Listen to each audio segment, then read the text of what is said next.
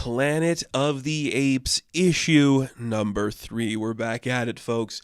We are setting up for the events of Kingdom of the Planet of the Apes by playing in the Rise, Dawn, and War timeline a little bit, and that's really fun. I just love apes, and this book, I think, has found the perfect balance of being like a timely piece about how we handled certain parts of the world the past few years, while still being like, what if apes killed people, though? It's balancing that better than I think it has before. I'm just having an absolute blast with this book, and it is just so timely and present in like today's climate. It's so interesting.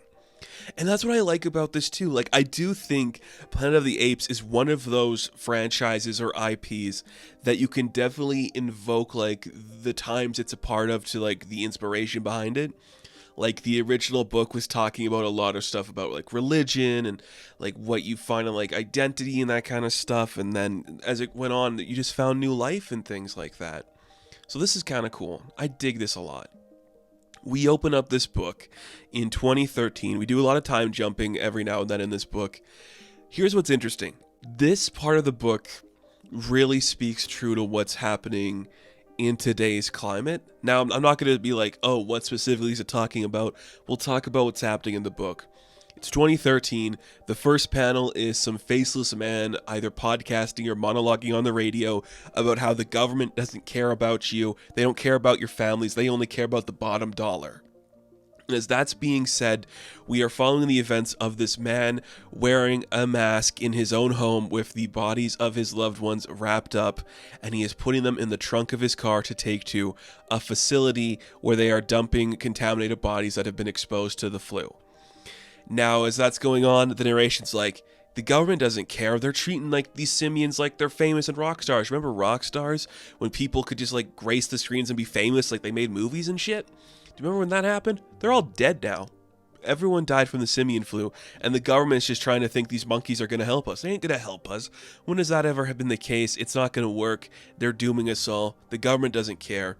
They don't really want a cure for the pandemic. They just want to get rid of the cause of the pandemic. And yeah, think about that for a minute. It's the perfect use of this. Like, we had the simian flu brought upon in Rise of the Planet of the Apes, so it's something to explore already. To talk about that further is just brilliant, and this book does it so well. So we cut to Florida in 2015, and we're following Torbane. Is that her name? Torben? Something like that. She is being attacked by some freedom fighters trying to destroy the government from helping the apes.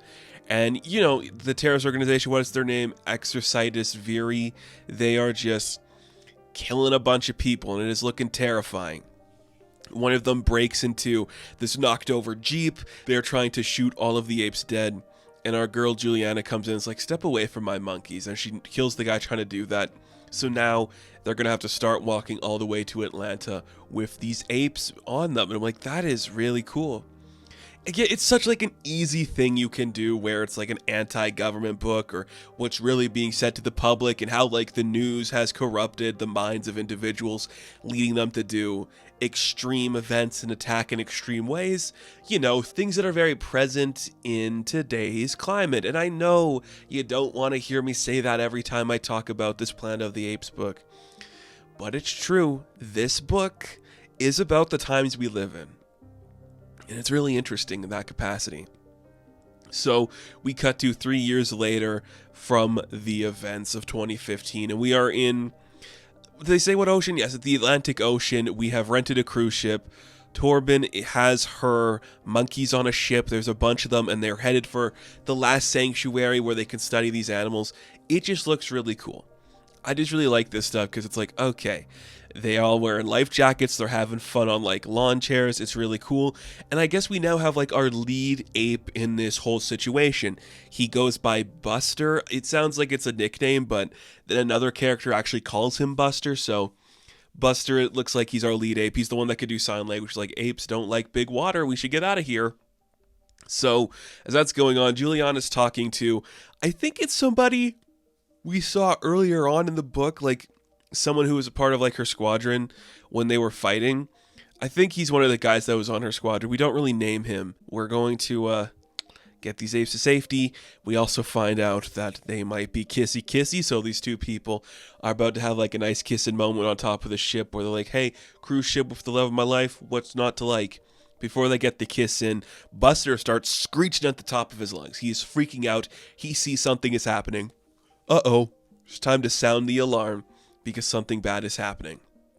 And then we cut to the shot of the man from 2013 who lost his wife and family and put their bodies in like the facility where they're burying all the infected.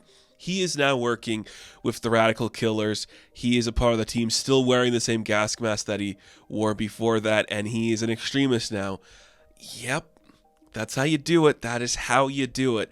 And we see a huge wide shot with a bunch of these like smaller ships coming to attack the cruise liner, just full of terrorists ready to kill these people. Terrifying. It's terrifying. And Juliana's like, I thought we would be safe here. I thought they would have given up this far out. This doesn't look good. Nothing good can come from this moment. And you see some of the apes starting to freak out, trying to talk to Buster, like, what's happening? What's going on?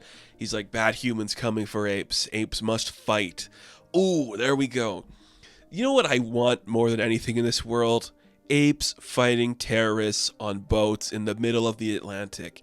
That is specifically aimed for me. And we're starting to see a couple of like the apes in our group here. One of them's got like a white stripe in his hair.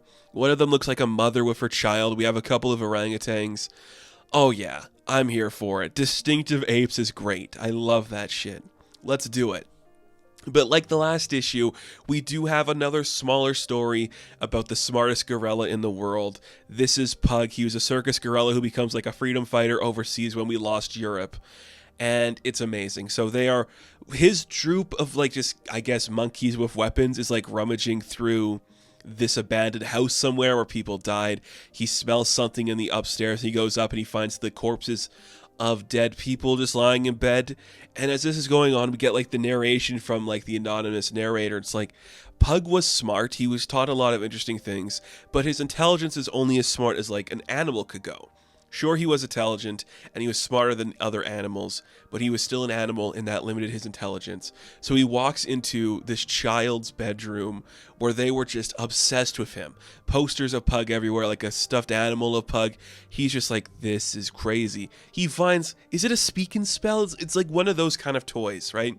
This gorilla finds one of those toys and he puts in like the letter G and he starts tapping it and starts going, gorilla. And I'm like, okay, that's cool. So he pulls out another one, puts in another letter, and he starts hearing other letters. So it's like, there's an apple, there's these different things. His intelligence is growing as he's doing all of that. And he's just like hearing all these different words, like things being coming out of the box. And like the last panel we see of Pug, which will increase his intelligence, which is such a subtle way to build up what this universe is doing. It says voele or something like that, and he starts to go vol, and just like, oh, now we're seeing one of the first apes to learn the intelligence, because again, this is in the Caesar continuity where we know Caesar's like the first guy to really speak, but we're not over there yet. He's still in like the Redwood Forest doing his own thing. This is another character overseas doing a thing, so Pug is starting to learn English, well, French, I guess. Oh my goodness. Is this ape gonna speak French as we get further down the timeline? I'm losing my mind, because one of the monkeys in his troop had like a beret on, and I'm like, oh man, they're gonna be using like stop signs as weapons, and they're gonna be speaking French, and are they gonna go to war with like the other apes? I love it. I love it. This is so cool. What a fun use of this world. I love it. You got the hard-hitting stuff, like this is like talking about our times. This is talking about our times and doing something incredible about how we handled a pandemic. And then it's like, what if a circus gorilla had to learn to evolve into the next stage of ape? And that's what it's doing. And it's subtly brilliant and awesome. And please read this book. It's great. I love it so much. And you know what? I think closer to when the movie comes out, we're going to see more done with this property, because Marvel just announced that like we're doing Wolverine versus Predator. Imagine what we could do with like the Marvel Universe versus the Apes or something. It's pretty exciting. Please read this book. It's really cool. So Planet of the Apes issue number 3, I'm going to give an 8 out of 10. And thank you all for watching this review. Be sure to like and subscribe to the channel. As always, you can check me out on Instagram, TikTok, and Twitter. And as always, I will catch you in the next one. Have fun. Stay safe. Good luck.